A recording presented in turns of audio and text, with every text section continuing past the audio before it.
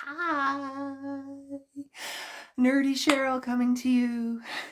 Good morning, good afternoon. It is afternoon here. Good evening or good night, whenever you are watching this video, joining this video, whether you're live or recorded. I am happy that you are here. It is Cheryl Arkeson on Tuesday, January 30th, for week 4 of the Quilters Playcation Adventure Sewalong for 2024. I'm pretty excited.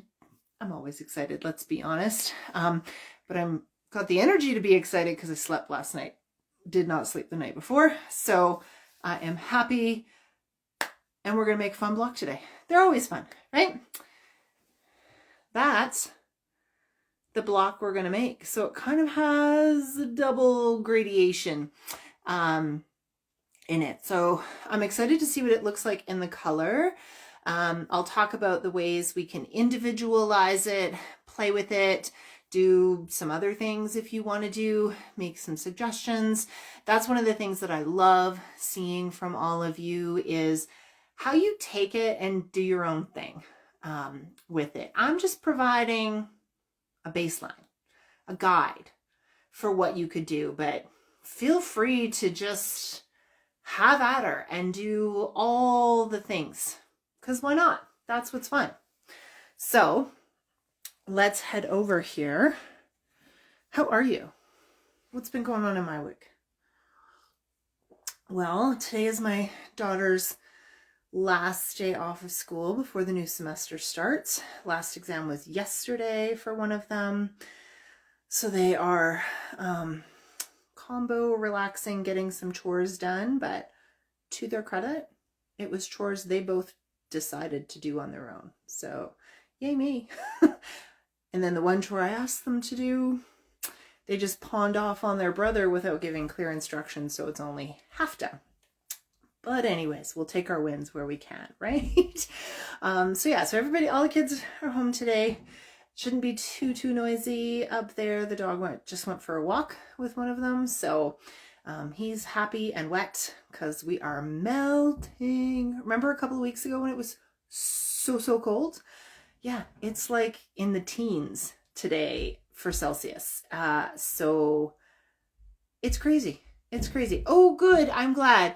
JFridge39, she's been having troubles getting on the lives.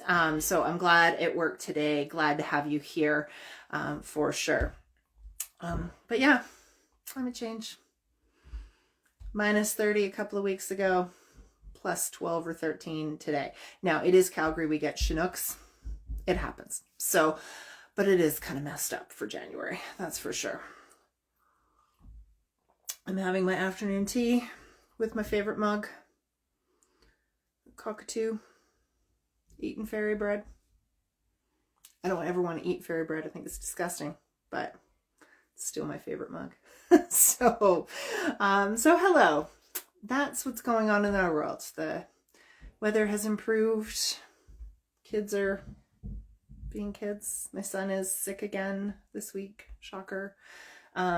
Fun news, which is applicable here at quilting. 2 things.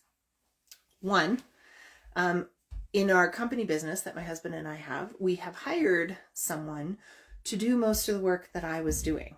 And that's going to free up. First of all, she's amazing. She brought homemade Indian food today. Oh God, it was so good. So good. We talk when she comes in the office in the morning, we talk about food, and then today she brought me some. So that was awesome. What was I going to say? Oh yeah. So that frees me up because she is going to keep the business caught up where it needs to be. Whereas I was getting behind being home with my kid and then having to, I wasn't getting anything fun quilty stuff done because of that. So I will be transitioning to a bit of a different role there, but it still means I have regular hours that I can be doing quilty stuff. So yay. And on that note, the studio space, there is progress. If you've been following along on Instagram, the blessed pipe in the middle of the floor. So long story short, in our new space for both the offices for our business and then my quilting studio, on each side there is a pipe in the floor, and we are pretty sure it's a water pipe. One is gas and water, one is water.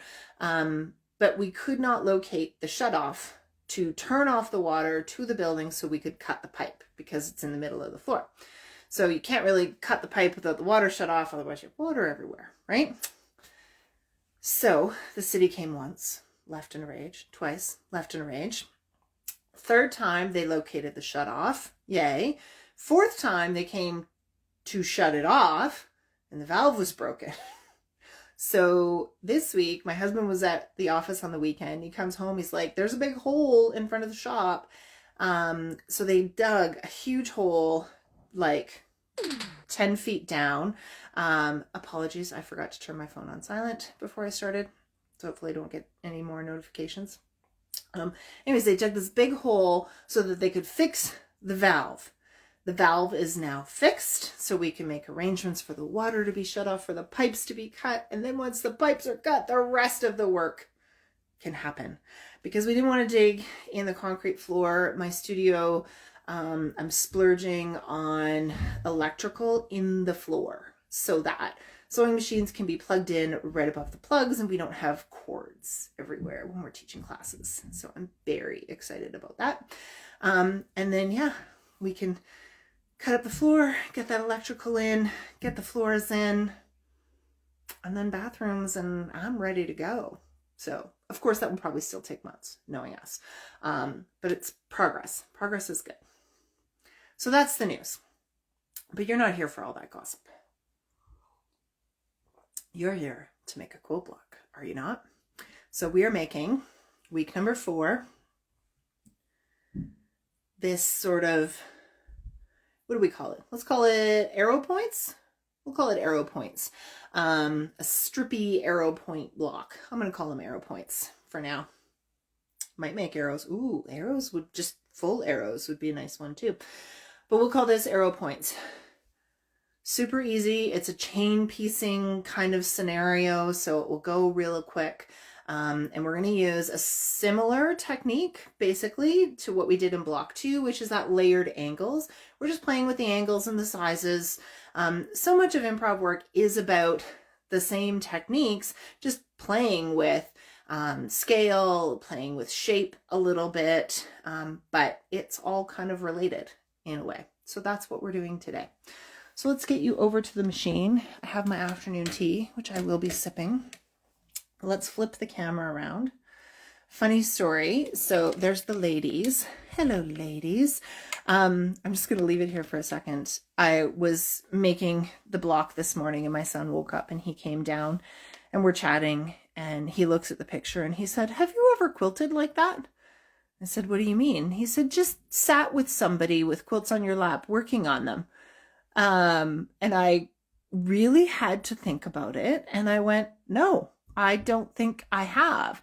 And he's like, "Well, obviously not with all the pictures and a fireplace," because we don't have a fireplace. And I said, "Yeah, but I've been in group settings and I've been, in classes, but I actually haven't sat down like these two ladies with a friend and quilted." And suddenly I was very jealous, very jealous. I want their life.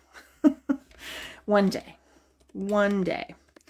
So let's get down here on the cutting mat. Zoom in just a little bit. So what do we need? We need strips, right? We need strips of each one of our rainbow fabrics. No background today. You could always add a background strip in if you really wanted to. There's no rules about that. But we're going to add in the strips. How big should your strips be? Height-wise, so my blocks, 10.5, I cut 3. So I would round up and be generous with your strips. So mine are cut at 3 inches. So 3 times 6 is 18. That's very generous, but I want wiggle room for trimming things. I don't want to be just so that I'm worried about whether I'm going to have to make things shorter. So for my smaller block, those strips were cut at about 2.5 inches, and that block squares up at 9.5 inches overall. And you trim as you go, you'll see. So give yourself a wiggle room. I would say cut sort of between 2.5 and 3 inch strips, or even a little bit bigger if your blocks are coming in bigger. Like if you're doing 12.5 inch blocks, then maybe you cut 4-inch strips. Just give yourself the wiggle room. It's better to trim off than to have to add. But if you have to add, don't worry about it. You can just add background on either end if it's not quite long enough. You could add a little bit more of any one color below. Just think of it this way. Those are all design decisions.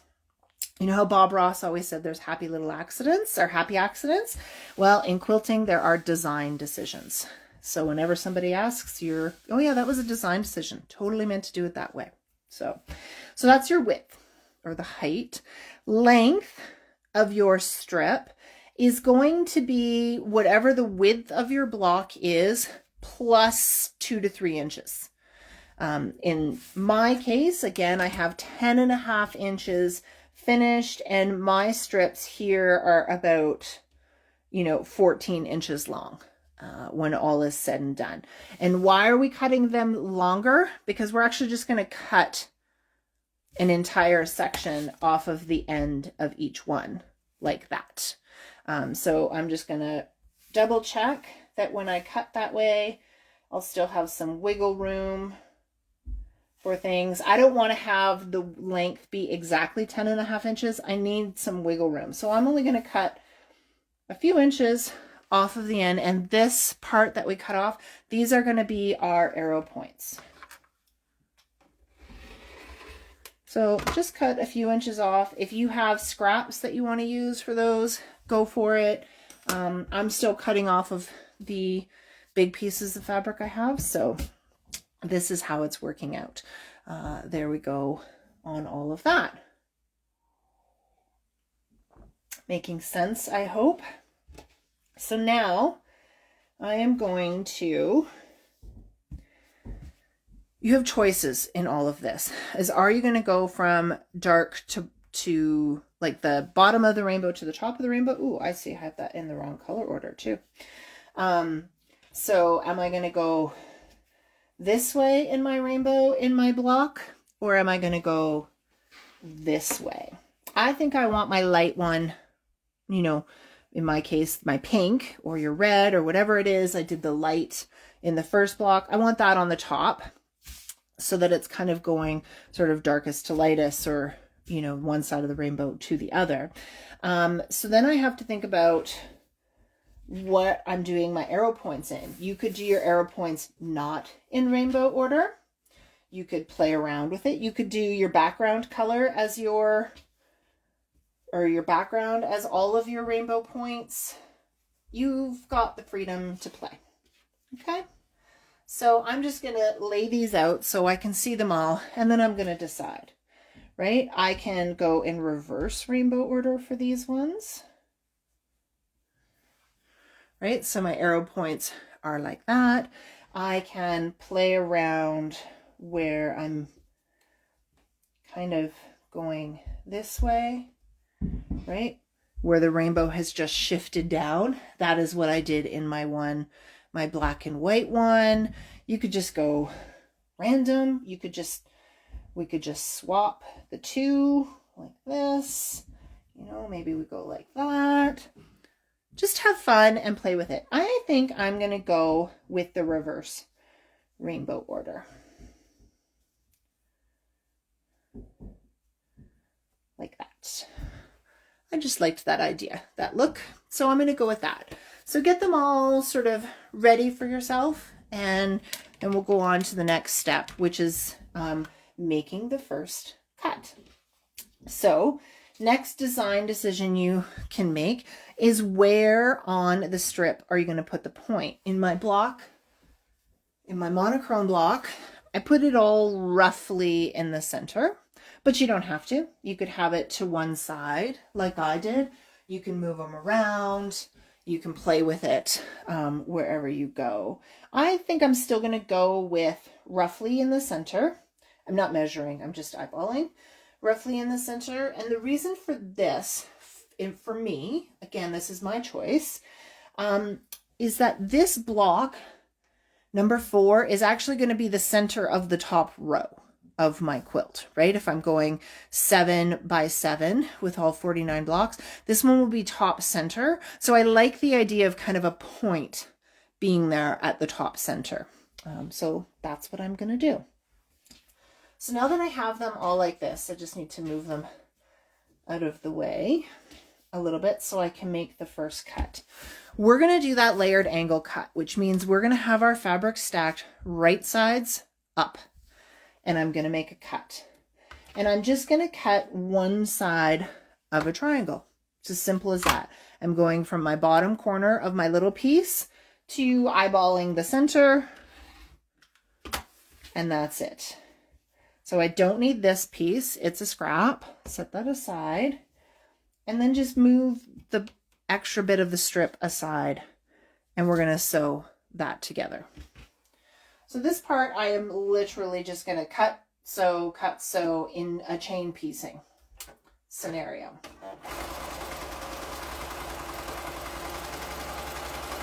So I did the one. Now I'm going to do the next one.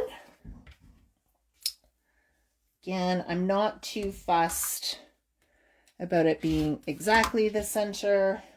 Again, set that aside. Sew these two pieces. So the triangle that you just, from the center triangle piece you cut, and then set aside the other one.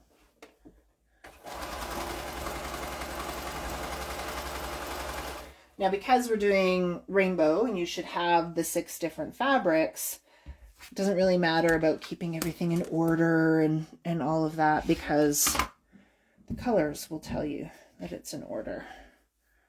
So see, I'm just chain piecing the whole thing. I don't know what a child is doing upstairs, but I hope you can't hear all the banging and crashing around.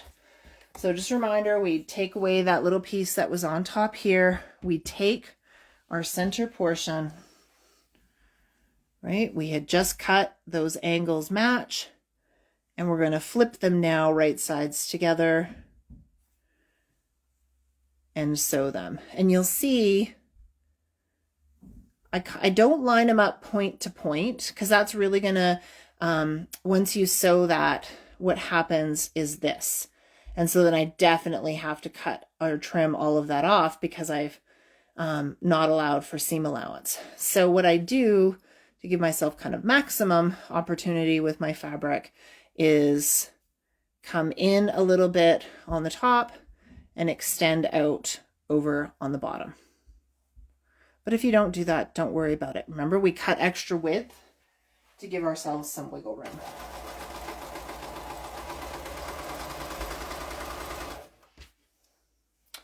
Just keeping an eye out because my bobbin indicator has lit up.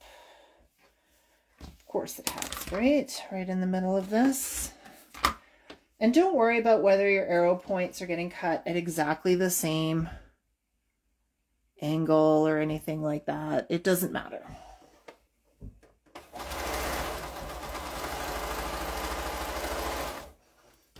And I'm just stitching these with a consistent seam allowance. Doesn't have to be a perfect 1/4 inch, so don't stress about that.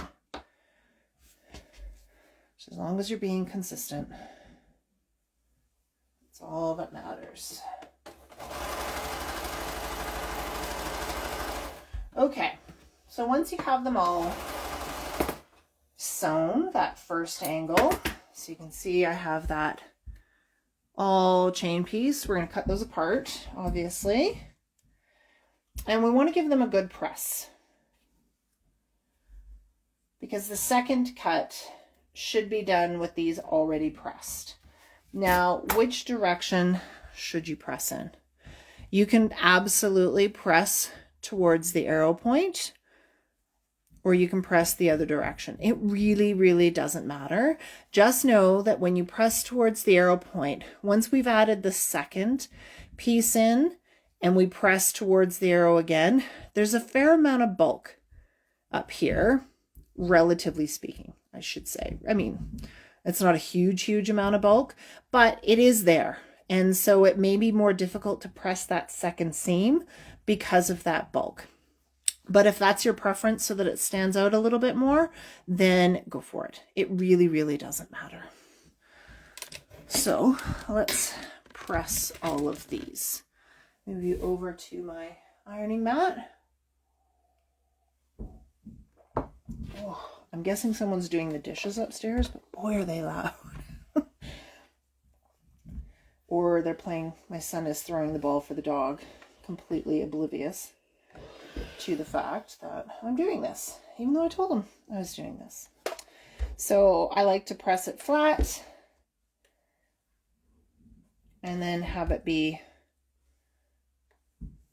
pressed to the side. I'm pressing towards my strip, not my arrow point.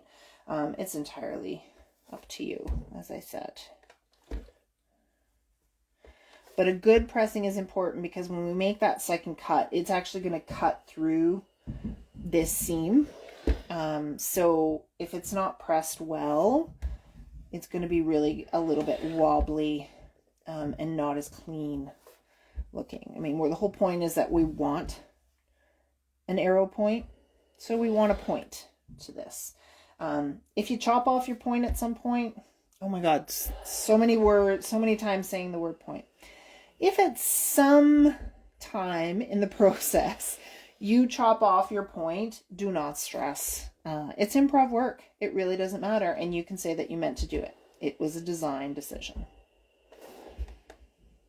Okay. It's pretty straightforward. Now we do the second round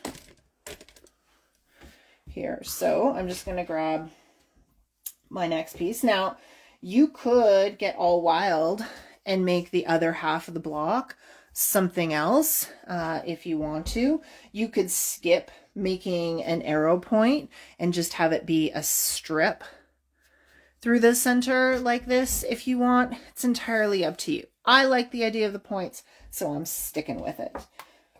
And I do want my rainbow order, so I'm going with this. Now, if I take this, let me do a couple of things. If you're using a print, this is what you need to do. You're going to lay the strip that you're going to be adding on underneath the piece that you just sewed. And then you're going to take your ruler and you're going to line it up for where you might want your point. So in my case, I just want to zoom in a little bit and change the angle so you can really see this here. Right?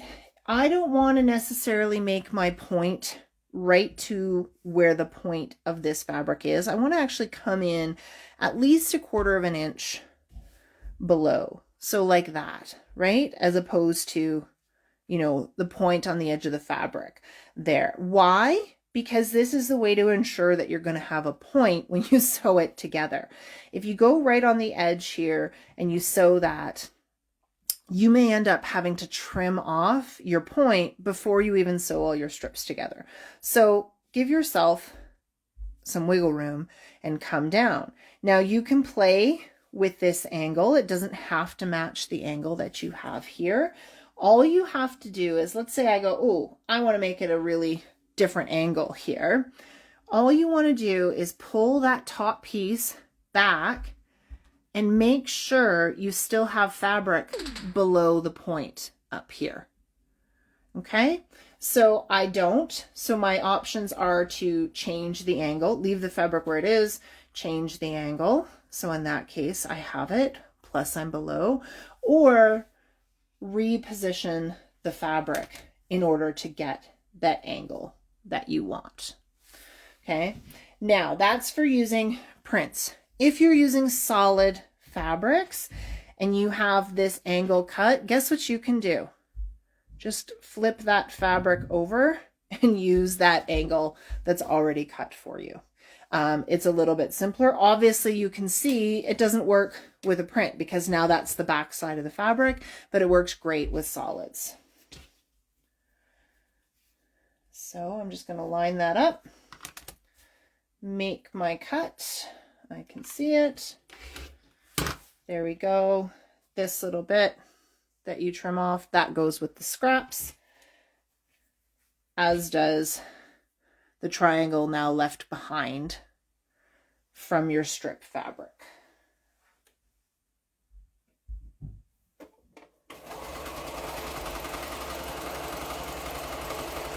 And then we just repeat the process, right? So there's my green. I'm going to take my green. Obviously, I'm not doing these in order. Move that over so you can really see. All right, place my ruler, just flip this back and check. There we go. Remember, keep your scraps. You know me, I will for sure be designing blocks that use scraps. Okay, my yellow. I really love this golden yellow.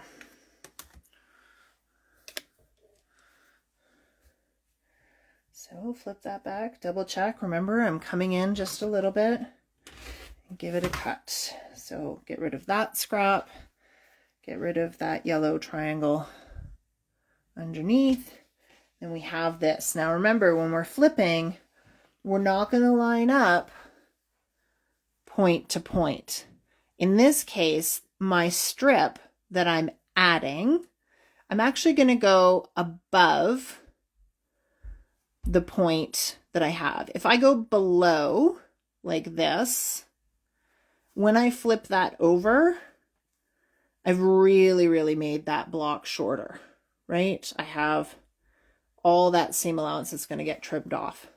So you want to go above the point in this case, right? So just think of it this way. You need to see a little corner of your arrow point fabric.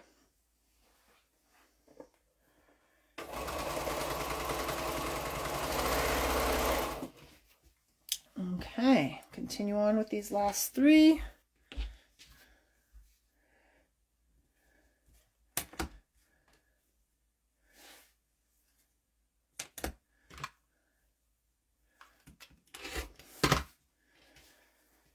All right.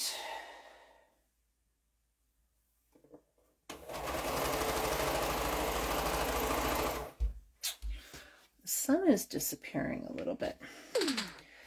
Getting cloudier. Again, double check. No, just reposition just a little bit.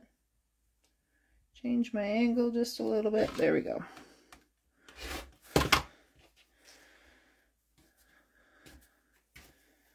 Alrighty. So like most of our blocks, it's not super complex sewing. Oh, I feel like I just ran out. Yep, it sounded, I could hear it. And it sounded different. I do have something with the bobbin. So bear with me for 2 seconds while I just stick a new bobbin in.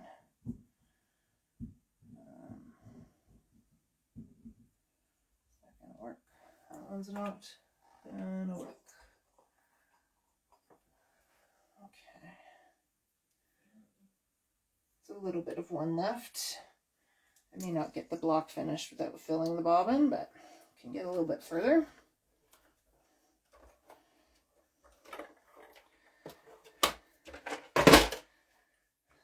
There we go.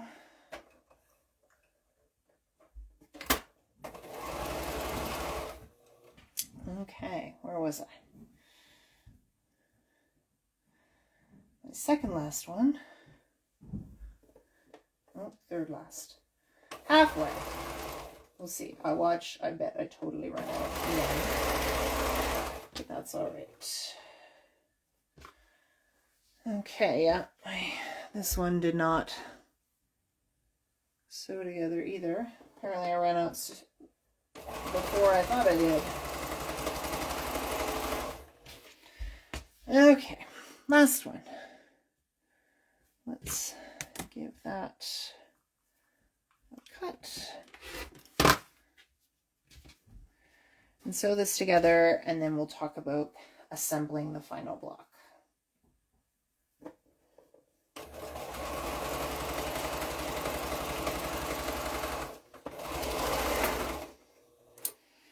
Okay, so again, chain pieced along the way. A couple of flipped seam allowances, that's on me. Is it the end of the world? No, not at all. Not enough for me to redo that. So we have all those apart, and I'm just going to give them, we don't need to be that zoomed in to watch me pressing. There we go. Close-up of my hands. There we go. All right, so that's what we're creating, is a nice strip with a point in it.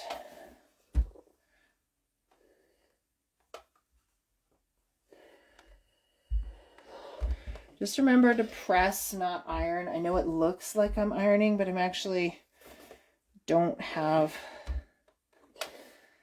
the, when I move the iron, I'm lifting it ever so slightly. So you can't see that.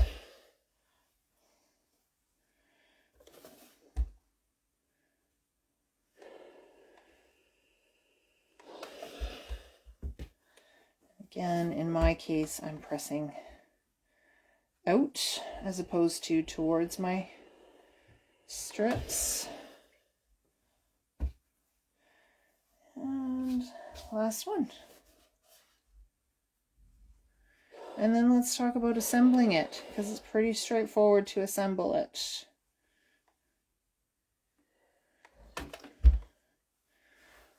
All right, let's go over here and assemble. So we'll just put our little triangles to the side. Let's get back in order.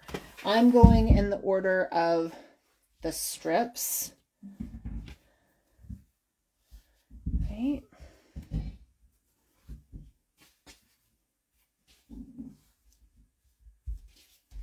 Like that. So that's my order. Red, orange, yellow, green, blue, purple. Red being pink in my case. Now you can have some fun. You can play around. You know, maybe you make diamonds. Right? That's another way. Ooh, oh, that looks kind of fun. You don't have to go in rainbow order.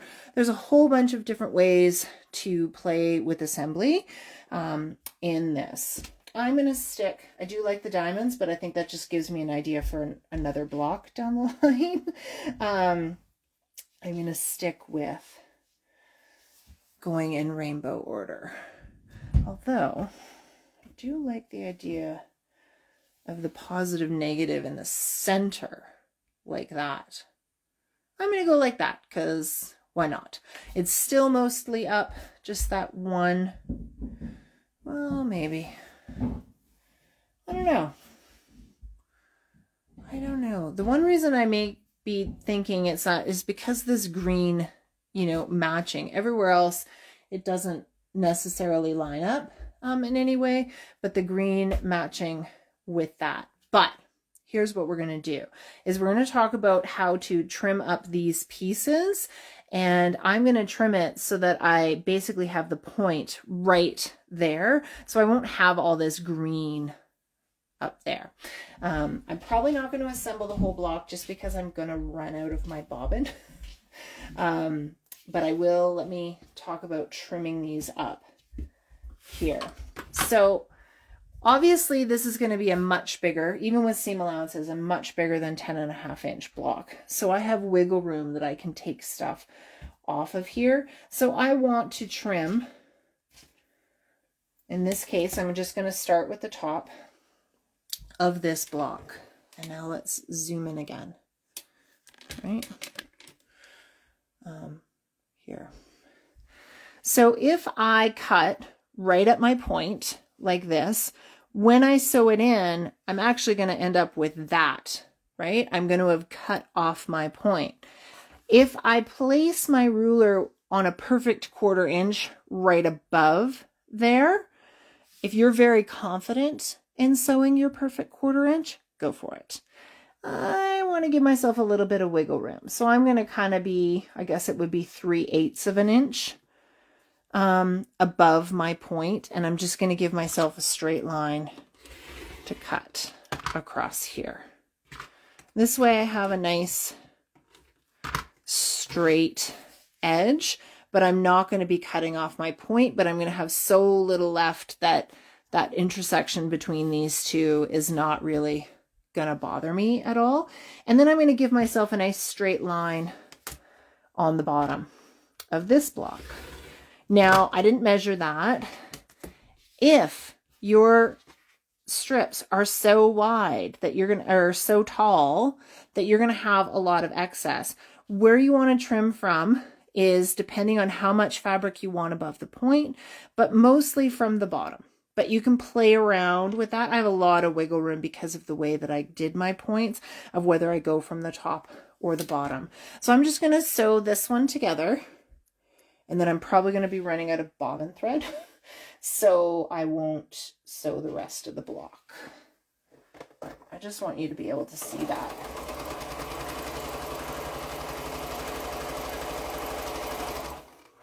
I've already run out of bobbin thread. Yep. Okay, so let's take you up for a minute while I refill the bobbin and give you a chance to ask any questions that you might have while I refill the bobbin, whether they're questions about me, questions about the block, about the sew-along. I would love to hear whatever you got questions on. I'm here in all of this. I should tell you that I have got the YouTube thing sorted out. So if you know someone who would be interested in this sew-along and is not on Instagram and isn't interested in joining Instagram, the videos are now on YouTube. They will be posted within 24 hours of being made. Maybe not right away, but definitely within 24 hours of this moment, I will have them on YouTube. That's what I wanted to say. So, my little bobbin thing won't go in. Come on, there we go. So loud, so loud. So are there any questions here? Just scrolling through to see. Otherwise, hello to everybody while I fill this bobbin a little bit. So you're all just hanging out, watching.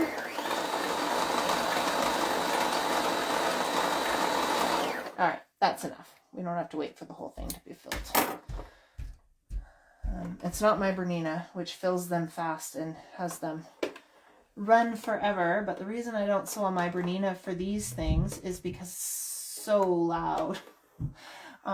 This machine is so much quieter, so that's why I use it. Okay, let's get this new bobbin in there, and then we'll finish up the block.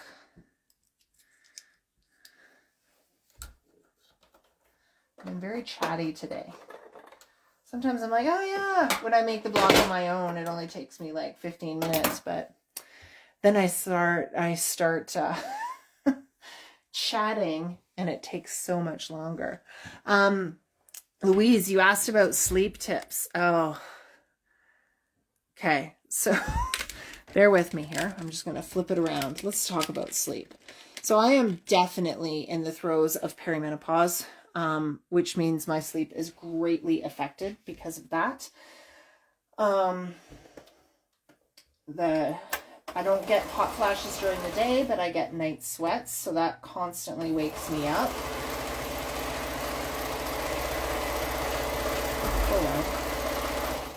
And I do get insomnia periodically. The other night, I'm pretty sure I couldn't sleep because I had a glass of wine at dinner, and I just can't sleep if I do that anymore. So I I'm just going to have to, I don't drink much anyways, but I had opened a bottle of wine to make dinner. And then, yeah, I was still in there. So for me, for sleep, if I am not sleeping and I'm having insomnia, the best thing that I can do is to get out of bed. I don't stay in bed and suffer and struggle in there.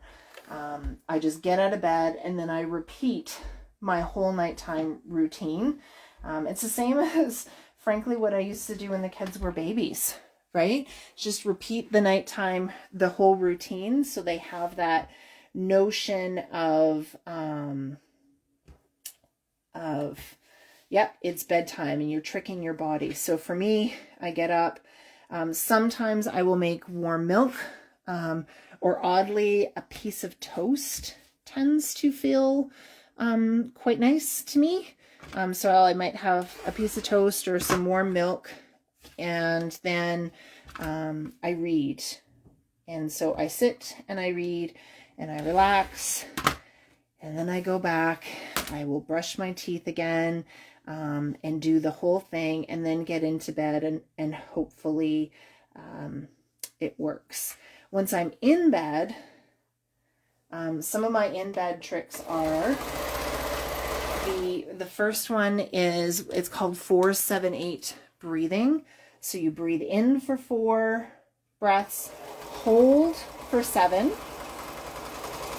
and then exhale for 8. And do that about 4 or 5 times. And it just helps the nervous system relax. I find that actually is really quite helpful. Doesn't always work, but if my mind's racing, just that mindful breathing like that is really quite handy.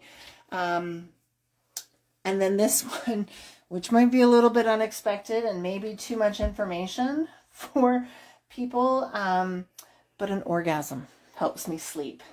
So whether my husband is in bed or not, it doesn't matter. I can take care of things myself.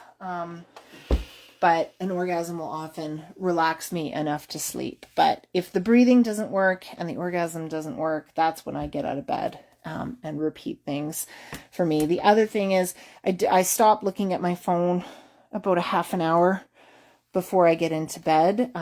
So that's, check it, set my alarm, put it away, and then I put it away and I do my bedtime routine and I read and then fall asleep. So I'm not staring at a screen right before I'm trying to fall asleep. Those are my sleep tips. Those are my sleep tips as I keep assembling things.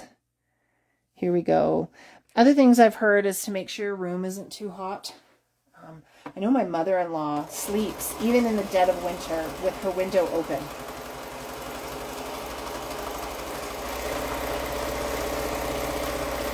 She is tucked under a duvet, but keeps the window open so that the room isn't too hot. So that could be someone. I'm also not a pajama sleeper.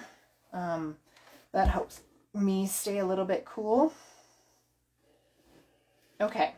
So I've been sitting here working. That's enough about sleep. I've been plugging away on adding these strips, and you're probably wondering, what the heck is she doing? Because I've been trimming and everything.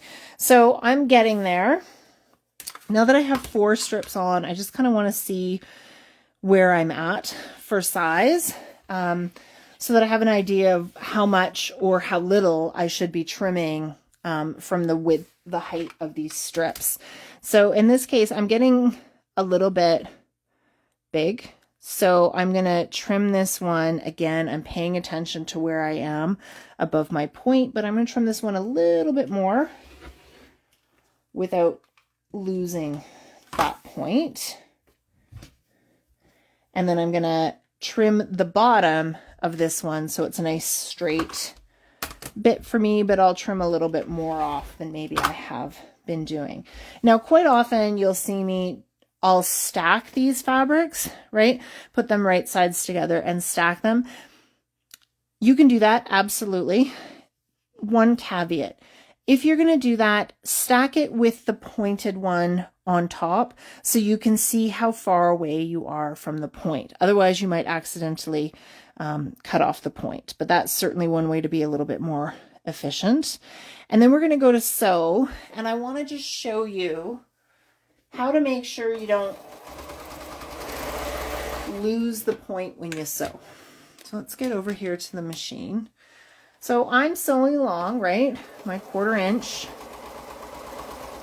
If I sew with the pointed one on top versus the bottom, I can see that I don't sew over the point. And if I find I'm getting close and I'm, you know, my seam allowance is a little bit iffy, or I've moved over a little bit, before I get to the point, I can make any adjustments. But I'll see right away whether I went over that point or not.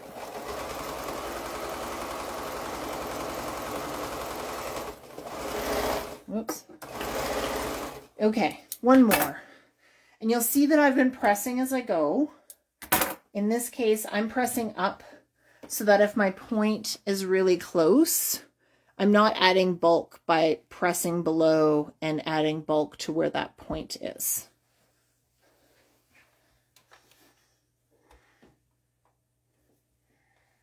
Okay, last one. And I'm pretty close to size already, I can tell. Just by looking. I don't know I'm exactly at size, but I know I'm getting close. All right, so I'm at 10 inches already, and I still have to add one more strip in, but I have wiggle room on the bottom for trimming off, and I can trim off a little bit more here. So this is actually why I like to wait until, like, work from the in out. So start with the middle strips and work my way out, because that allows me some wiggle room with trimming my other pieces. So go ahead and trim that one and sew that one on, and then we are done the block. So we did end up finishing it. Took a little longer just because of my chit chat and the bobbin.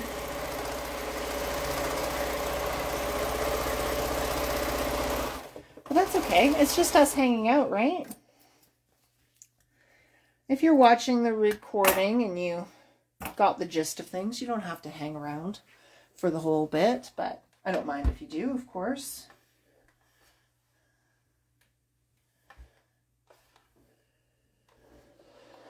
Okay.